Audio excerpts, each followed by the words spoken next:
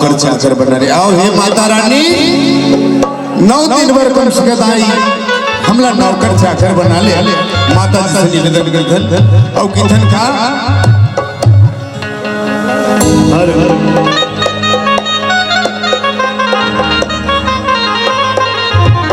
के ताई मोला नौकर बना ले वो ताई मोला अपन बना ले वो और तोरी देहरी के रखवार ताई नौकर चाकर बना ले वो।